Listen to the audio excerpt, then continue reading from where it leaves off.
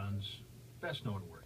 And since it first was published in 1923, the Book of Prose has been translated into 40 languages and sold more than 9 million copies. And now, the classic work about the life and human condition hits the silver screen as an animated film. Here's a snippet from the official trailer. Mustafa, you bring a riot to our doorstep. Why do you persist with these rebellious speeches? I have only spoken with love. Nothing less than a call to rebellion. Just a little bit of the animated film The Prophet. Now, the film opens today at the Van City Theatre, and it features the work of Vancouver animation company Bartle Entertainment. Joining us now in studio is Chris Browne, studio computer graphics supervisor for that company. Hello there. Hi. How cool is this to finally see this now on the screen? Oh, it's fantastic. We're all really excited about it. It combines what they call 2D and 3D animation. How common is that? Well, I mean, it is mostly a 3D animated film. I can't read you. It's combining 2D But my hand-drawn backgrounds, but all the animation is CGI, but it's developed. How do you make that work, though? It's actually really challenging. First, the challenge of having a 2D hand-drawn background. Typically, you'd have a 2D hand-drawn animated character interact with this background, but with the CGI model, it's built in 3D, so it's more like a three-dimensional puppet that moves through 3D space. If you put that over a 2D background, it's very difficult for an animator to orient where it is. If you can imagine the 3D character walking down the path off into the distance, it's quite challenging to have that perspective match from actual 3D to an artist's interpretation of the perspective in a painting. So you certainly didn't take the easy way out. Why did you want to make it this way? Well, it's interesting. It actually started as a 2D hand-drawn film. That was Roger's passion. He's famous for The Lion King. He wrote and directed it. He loves that natural, organic hand touch of a 2D animated film. And they realized that they had budgetary and scheduling concerns with that particular technique, so they had to deviate.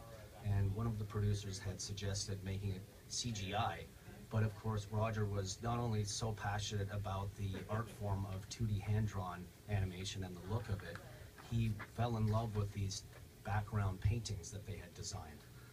Salma Hayek, who produced this, said in an interview recently, I quote here, "The movie's about freedom, and the animation gave us the freedom to be more faithful to the theme of the film," unquote. Why was the animation so crucial to this film? Well, I think the animation is complete artistic freedom. You can really do anything with it.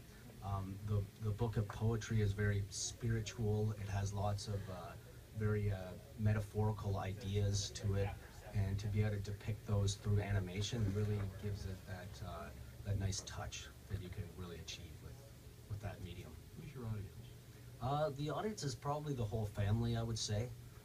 It's got some comedic moments that children would really enjoy. It's got a child character, but it also has this philosophical prophet in it as well. So it's I would say it teaches kids about life as well as giving them a really entertaining movie to watch. Because it has that philosophical background, it'll be interesting to see how what the kids take away from it, which might be totally different in their minds. Well, I mean, Roger has done some screenings with kids. Of course, adults are giving it praise internationally, but the kids really seem to enjoy it as well.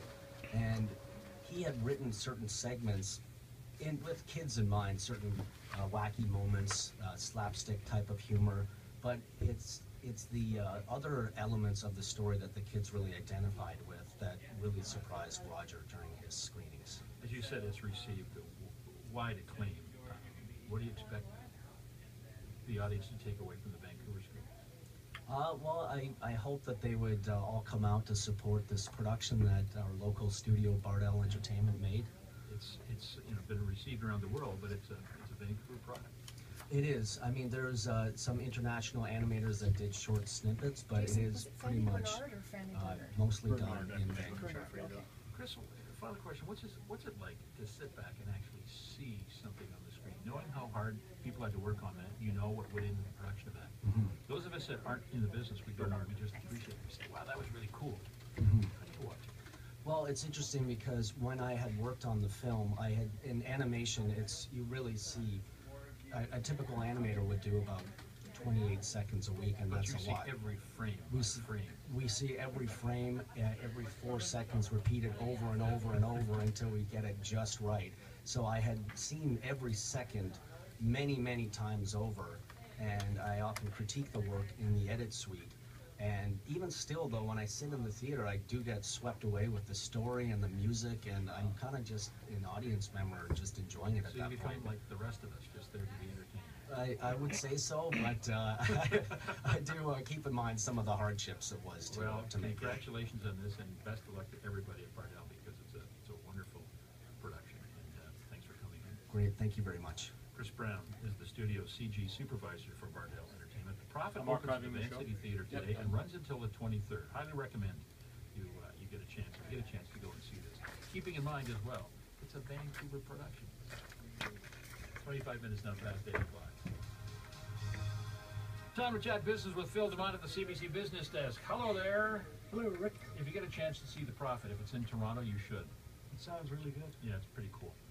I see now in September Apple was supposed to announce its next generation of Apple TV, and now it's not. It's done. What's going on? Well,